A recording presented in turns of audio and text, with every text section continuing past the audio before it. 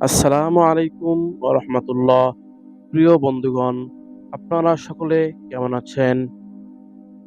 আজকের এই ভিডিওতে আমরা জানতে পারবো হযরত আবু বকর রাদিয়াল্লাহু তাআলা আনহু কিভাবে ইসলাম গ্রহণ করেছিলেন। আর এই ঘটনা আমাদের জানা ঈমানি দায়িত্ব।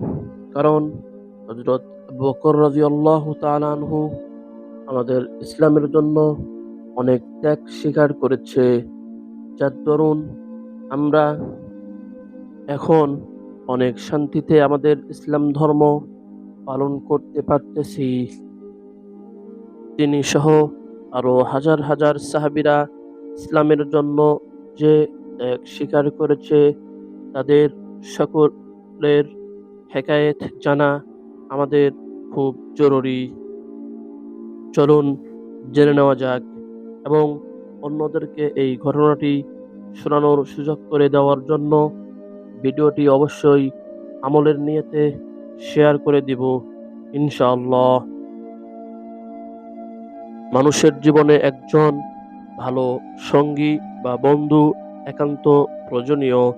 আমাদের প্রিয় নবী হযরত মুহাম্মদ সাল্লাল্লাহু আলাইহি ওয়াসাল্লামের জীবনেও একজন বিশ্বস্ত ও ভালো বন্ধু ছিলেন। তিনি হলেন হযরত আবু বকর সিদ্দিক রাদিয়াল্লাহু তাআলা আনহু। রাসূলুল্লাহ সাল্লাল্লাহু আলাইহি ওয়াসাল্লামকে আল্লাহ তাআলা যখন নবুয়ত দিয়েছিলেন, তখন আরবদের পুরো পরিবেশ ছিল তাওহীদ বিরোধী। ঈসা আলাইহিস সালামের পর দীর্ঘদিন পৃথিবীতে নবী না থাকায় মানুষ আসমানি শিক্ষা থেকে দূরে সরে যেতে শুরু করেছিলেন। তারা আল্লাহকে ছেড়ে বিভিন্ন দেব-দেবীর পূজায় লিপ্ত হয়েছিল। এমন পরিবেশে আল্লাহ তাআলা মুহাম্মদ সাল্লাল্লাহু আলাইহি ওয়াসাল্লামকে নবুয়ত দান করলেন এবং দাওয়াতের কাজ চালানোর অনুমতি দিলেন। সম্পূর্ণ বিপরীতমুখী একটি পরিবেশে নবুয়তের দায়িত্ব পেয়ে রাসূলুল্লাহ সাল্লাল্লাহু আলাইহি ওয়াসাল্লাম কিছুটা শুষ্কিত হয়ে পড়েছিলেন। কিভাবে কাকে ইসলামের প্রতি আহ্বান করবেন এ নিয়ে চিন্তায় ছিলেন, পেরেশানিতে ছিলেন। তিনি কি করবেন? এই মুহূর্তে রাসূলুল্লাহ সাল্লাল্লাহু আলাইহি ওয়াসাল্লামকে সান্ত্বনা দিয়েছিলেন আম্মাজান হযরত খাদিজাতুল কুবরা রাদিয়াল্লাহু তাআলা আনহা। তিনি নিজেই সবার আগে রাসূলুল্লাহ সাল্লাল্লাহু আলাইহি ওয়াসাল্লামের হাতে ইসলাম গ্রহণ করলেন।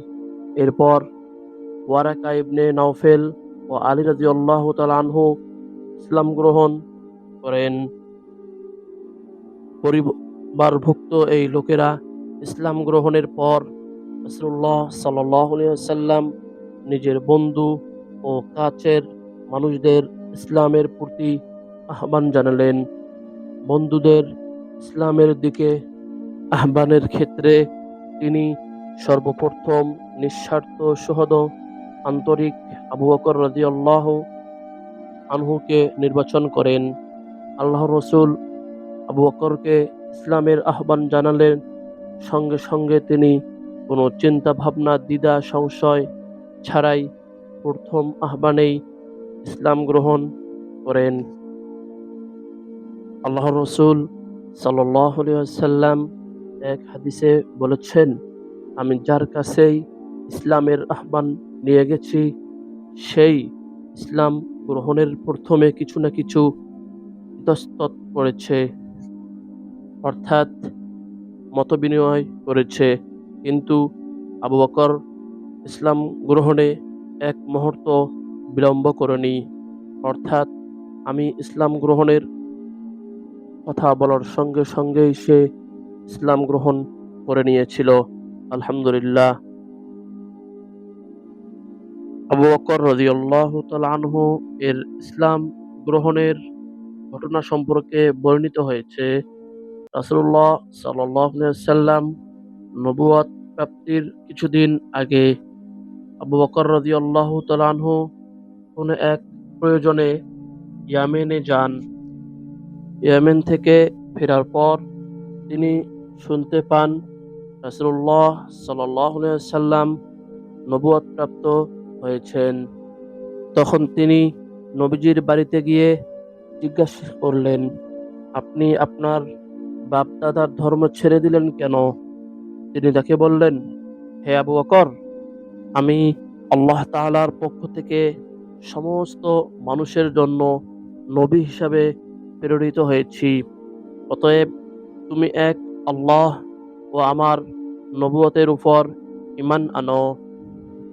তখন আবু বকর রাদিয়াল্লাহু তাআলা আনহু বললেন, তাহলে আর দেরি কেন? আপনার হাতটি বাড়িয়ে দিন। আমি সাক্ষ্য দিচ্ছি এক আল্লাহ ছাড়া কোনো ইলাহ নেই এবং আপনি আল্লাহর রাসূল সাল্লাল্লাহু আলাইহি ওয়াসাল্লাম।